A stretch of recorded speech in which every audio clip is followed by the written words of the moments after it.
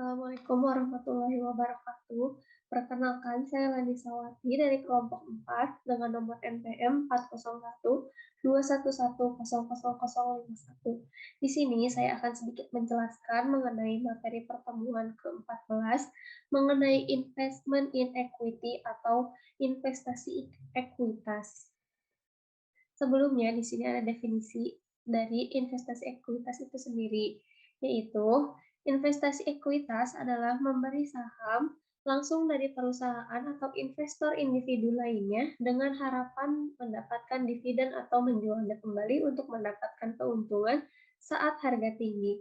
Investor dapat meningkatkan keuntungan mereka karena nilai investasi ekuitas meningkat.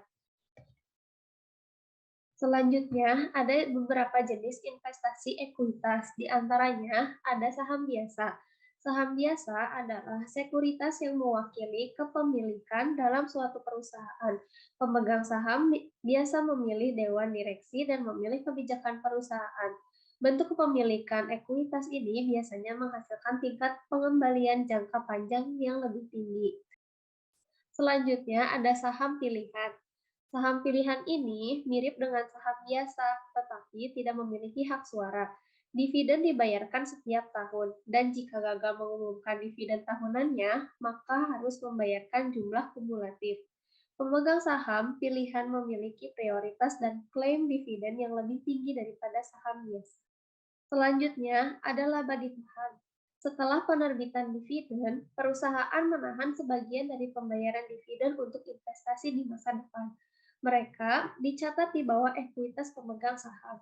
Pendapatan yang disimpan meningkat ketika perusahaan memperoleh keuntungan. Perusahaan mungkin lebih suka menggunakan pendapatan ini untuk membiayai pertumbuhannya. Dan yang keempat, ada investasi ekuitas swasta. Ekuitas swasta diperoleh dari individu yang sangat kaya. Para investor langsung berinvestasi di perusahaan swasta. Perusahaan-perusahaan ini tidak berdagang secara publik dan tidak terdaftar di bursa saham. Ekuitas swasta bertujuan untuk mencapai pengaruh perusahaan dan mendaftarkannya terlebih dahulu di pasar. Dan yang terakhir, ada jenis reksadana dan ekuitas. Merupakan kumpulan uang dari beberapa investor yang diinvestasikan dalam saham ekuitas perusahaan yang berbeda. Dimaksudkan untuk investor yang memiliki pengetahuan terbatas dalam perdagangan dan memiliki sedikit waktu untuk penelitian. Reksadana ekuitas dapat dibagi menjadi beberapa bagian berdasarkan kapitalisasi pasar, yaitu yang pertama ada kapitalisasi besar, kapitalisasi menengah, dan kapitalisasi kecil. Mereka menawarkan manfaat pengawasan profesional dan diverifikasi aset, dan mereka juga menawarkan transpirasi yang lebih tinggi dan kesempatan untuk berinvestasi dalam jumlah yang lebih kecil melalui SPP. Selanjutnya ada keuntungan berinvestasi ekuitas.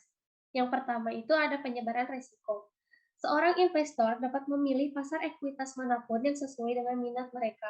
Berinvestasi di perusahaan yang berbeda itu mudah dan kurang beresiko daripada menempatkan semua investasi di satu perusahaan. Selanjutnya ada mudah ditransfer. Saham bersifat liquid dan mudah dialihkan kepemilikannya kepada investor lain. Selain itu, pemegang saham baru atau lama dapat meningkatkan kepemilikan sahamnya di kapanpun mereka berada di pasar. Saat harga saham naik, broker atau penasihat keuangan bisa saja bertransaksi dan kapan saja. Selanjutnya ada dividen dan bunga. Sebagai pemegang saham, ada hak atas dividen dan bunga tahunan. Dividen merupakan bagian dari laba atas investasi atau ROI. Setiap saham menghasilkan persentase tertentu dari bunga. Selanjutnya ada profitabilitas. Hasil keuntungan dari capital gain jauh lebih tinggi dalam investasi ekuitas daripada investasi lainnya. Harga beli saham dengan harga pasar menentukan jumlah keuntungan yang diperoleh seseorang. Ketika pasar semakin kuat, sahamnya didapatkan lebih banyak. Ada juga mudah dipantau. Memiliki broker atau penasihat akan memudahkan pemantauan. Mereka akan memastikan bahwa transfer dan pembelian dilakukan secara real time. Penyelesaian apapun yang diperlukan juga dapat dilakukan dalam waktu yang ditentukan. Waktu sangat penting saat berdagang saham. Selanjutnya ada klasifikasi investasi saham. Saham-saham yang dibeli akan dicatat sebagai investasi jangka pendek atau jangka panjang tergantung dari tujuan pembeliannya. Bila saham dibeli dengan tujuan penggunaan yang nganggur dan penjualannya untuk memenuhi kebutuhan uang, maka pembelian saham akan dicatat sebagai investasi jangka pendek dan termasuk kelompok aktiva lancar. Sebaliknya, bila saham yang dibeli tidak untuk tujuan seperti di atas, maka akan dicatat sebagai investasi jangka panjang. Ada pula tujuan dari investasi saham, yaitu untuk mengawasi perusahaan lain, untuk memperoleh pendapatan yang tetap setiap periode, untuk membentuk suatu dana khusus, untuk menjamin kontinuitas penyediaan bahan baku, dan untuk menjaga hubungan antar perusahaan. Metode pencatatan penanaman modal dalam saham. Jumlah saham yang dimiliki perusahaan akan menentukan metode pencatatan yang harus digunakan. Persentase pemilikan saham akan menentukan terhadap metode yang digunakan untuk melakukan pencatatan penanaman modal dalam saham. Yang dimaksud dengan persentase kepemilikan saham adalah persentase jumlah lembar saham yang dimiliki oleh seorang investor dibandingkan dengan jumlah lembar saham yang beredar. Kepemilikan saham dibagi ke dalam beberapa kelompok yang berfungsi sebagai pedoman dalam memilih metode pencatatan yang sesuai. Namun, dalam situasi tertentu, pengelompokan bisa berubah. Pengelompokan tersebut sebagai berikut. Yang pertama, persentase pemilikan saham kurang dari 20% dari jumlah saham yang beredar. Yang kedua, persentase pemilikan saham di kisaran 20% sampai 50% dari jumlah saham yang beredar. Dan yang ketiga, persentase pemilikan saham lebih dari 50% dari jumlah saham yang beredar. Untuk penjurnalan akuisisi investasi saham dengan kepemilikan kurang dari 20%, dapat menggunakan metode biaya agar perusahaan mencatat investasi sebesar biaya perolehan, dengan mengakui pendapatan hanya ketika dividen tunai diterima. Pada saat akuisisi, investasi saham dicatat sebesar biaya perolehan.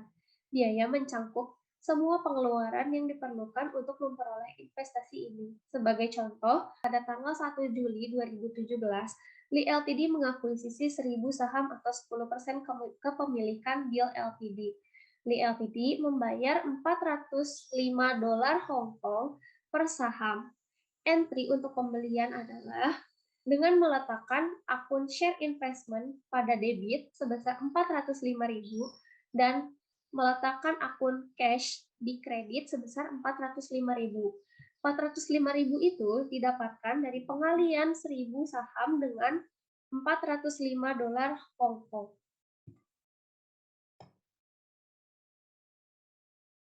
Untuk pencatatan dividen, sebagai contoh, selama Li memiliki saham, ia membuat entry untuk dividen tunai apapun diterima. Jika Li menerima dividen sebesar $20 Hong Kong per saham pada tanggal 31 Desember, maka ayat jurnalnya adalah meletakkan akun cash di debit sebesar 20.000 dan dividen revenue di kredit sebesar 20.000. Untuk mencatat penjualan saham, ketika perusahaan menjual investasi saham, perusahaan tersebut mengakui sebagai keuntungan atau kerugian sebesar selisih antara penerimaan neto dari penjualan atau harga jual dikurangi biaya perantara dan biaya saham. Contoh, asumsikan bahwa Li Corporation menerima hasil bersih sebesar $395.000 Hong Kong dari penjualan saham Bill pada 10 Februari 2018 karena harga sahamnya sebesar $405.000 Hong Kong. Li mengalami kerugian sebesar $10.000 Hong Kong. Ayat jurnal untuk mencatat penjualan ini adalah dengan meletakkan akun cash sebesar $395.000 di debit dan meletakkan akun loss on sale of share investment sebesar 10.000 dan share investment sebesar 405.000. Selanjutnya, ada kepemilikan antara 20% sampai 50%. Diperkirakan, investor memiliki pengaruh signifikan terhadap aktivitas keuangan dan aktivitas operasi investi. Ketika investor berpengaruh signifikan namun tidak mengendalikan investi, maka perusahaan tersebut menyebut investi sebagai perusahaan asosiasi, yaitu investor mungkin dapat memiliki perwakilan di dewan direksi yang akan melakukan kontrol perusahaan asosiasi tersebut. Sebagai contoh, Miller plc mengakuisisi 30% saham biasa Beck plc seharga 120.000 pada 1 Januari 2017.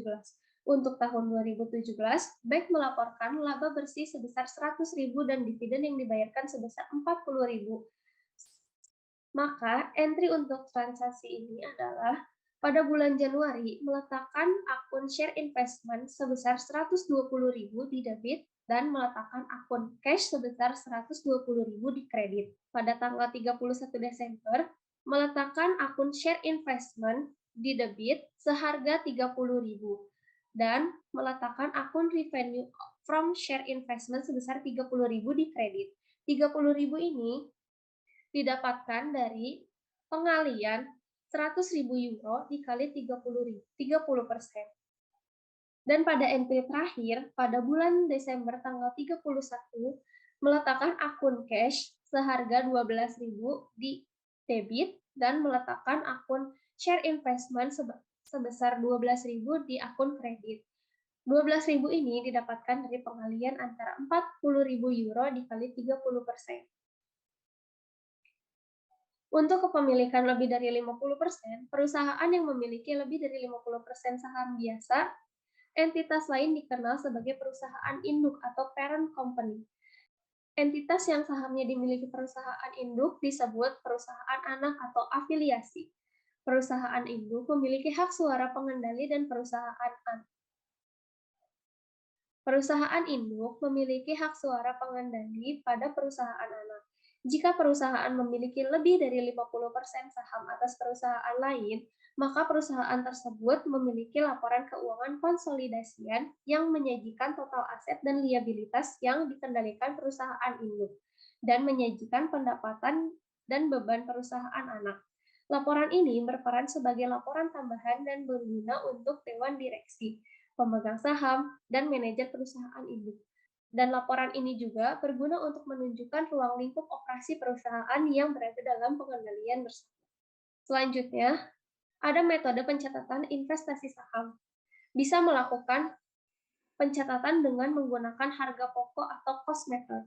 Metode ini memperlakukan penanaman modal dalam saham yang dicantumkan dalam neraca sebesar harga pokoknya. Perubahan harga pasar tidak dicatat dan laba atau rugi akan diakui pada saat saham-saham tersebut dijual. Jika penanaman modal dalam saham tersebut dilakukan pada saham-saham yang dipenuhi persyaratan untuk disebut sebagai marketable securities, maka perusahaan dapat menggunakan metode harga pokok atau harga pasar yang lebih rendah. Yang kedua, bisa menggunakan metode pemilikan atau equity method. Metode ini digunakan oleh investor yang memiliki saham perusahaan lain dengan jumlah persentase dalam saham sebesar 20-50% dari saham yang beredar. Digunakan oleh investor yang memiliki jumlah saham sebesar dari 20% dari jumlah saham yang beredar, namun bisa mempengaruhi perusahaan yang sahamnya dimiliki. Berfungsi untuk mencatat penanaman modal dalam saham dengan melakukan pencatatan investasi dalam saham sebesar harga pokoknya yang mana akan diubah sesuai dengan bagian laba atau rugi yang diperoleh oleh perusahaan yang sahamnya dimiliki. Selanjutnya, ada equity method dan dibuat laporan keuangan yang dikonsolidasikan untuk kedua perusahaan. Metode ini digunakan oleh investor yang memiliki saham perusahaan lain yang jumlahnya lebih dari 50% dari saham beredar. Melalui metode ini, laporan keuangan perusahaan induk atau parent company harus dikonsolidasikan dengan laporan keuangan anak perusahaan atau subsidiary company. Sebagai contoh soal, pada tanggal 2 Januari 2012, PTX membeli 40% saham yang beredar PTY. PTY melaporkan laba bersih sebesar 725 juta rupiah dan mengumumkan dividen sebesar 205 juta rupiah selama 2012. Berapakah jumlah penyesuaian yang akan dilakukan PTX terhadap investasinya pada saham PTY yang menggunakan metode ekuitas? Dengan menempatkan investasi dalam saham PTY pada debit sebesar miliar dan menempatkan akun kas pada kredit sebesar 4 miliar. Untuk perhitungannya, dimisalkan 40% dari seluruh saham PTY adalah 4 miliar rupiah dan menempatkan akun investasi dalam saham PTY sebesar 290 juta di debit dan menempatkan laba dari saham PTY sebesar 290 juta di kredit. Untuk perhitungannya, 40% dikali dengan 725 juta akan menghasilkan 290 juta. Piutang dividen sebesar 82 juta. Investasi dalam PTY adalah sebesar 82 juta. 82 juta didapat dari 40% dikali dengan 205 juta rupiah akan menghasilkan 82 juta rupiah. Mungkin sekian yang dapat saya sampaikan. Mohon maaf apabila ada kesalahan dan kekurangan. Mohon dimaafkan. Terima kasih. Wassalamualaikum warahmatullahi wabarakatuh.